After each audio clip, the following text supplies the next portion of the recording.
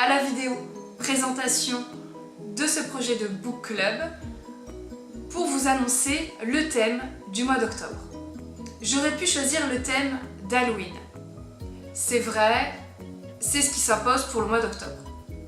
Cependant, il y a un autre événement durant le mois d'octobre, c'est l'événement de l'Octobre Rose. Oui, j'avais envie de vous sensibiliser à l'Octobre Rose à travers un thème, celui des femmes.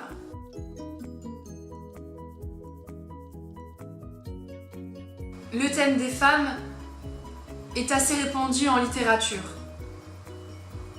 Cela peut se traduire par le biais d'essais autour de la question du féminisme, de romans, c'est-à-dire que le personnage principal peut être féminin. Récemment est apparu le thème de la femme forte, qui est assez présent dans toutes les formes de littérature. Et bien sûr, si la couverture est rose, c'est un petit bonus. Cette vidéo est également l'occasion, en plus de l'annonce du thème, de vous faire des suggestions de lecture et de vous présenter ce que moi je compte lire pendant ce mois d'octobre. Personnellement, j'ai choisi de lire 2 livres pour ce mois d'octobre sur le thème de la femme. Je vais dans un premier temps lire Femme, réveille-toi d'Olympe de Gouges, qui est la déclaration des droits de la femme et de la citoyenne.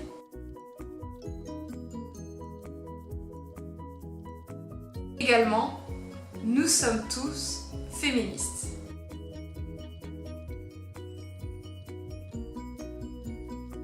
Ce sont 2 essais autour de la femme, autour des droits de la femme, autour de la perception de la femme.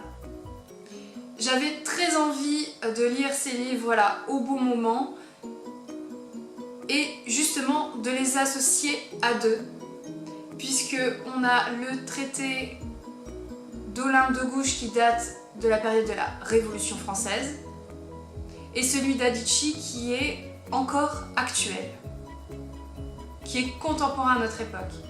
Et je voulais vraiment faire le parallèle entre ces 2 femmes qui parlent des droits de la femme et de la perception de la femme à leurs époques.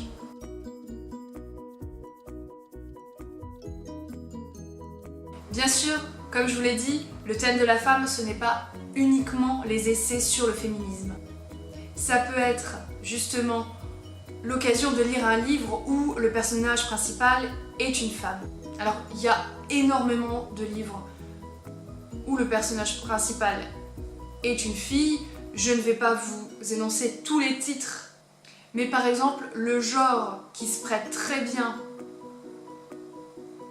à ça, c'est la chick lit. La chick lit, c'est là où il y a uniquement des personnages principaux féminins. Et comparé à un essai féministe, la chick lit, c'est vraiment une lecture détente. Je vous ai dit également que le thème de la femme pouvait être abordé sur la perception de la femme dans le passé, dans le présent et dans le futur, mais également d'un point de vue d'un roman. C'est ce que je vous conseille avec La Rose écarlate. C'est ce que je vous conseille avec La Servante écarlate de Margaret Atwood. C'est un livre phénomène suite à la série télé où on voit le rôle de la femme en tant que matrice pour faire des enfants, de la condition de la femme dans le futur, puisqu'on va retrouver 3 types de femmes.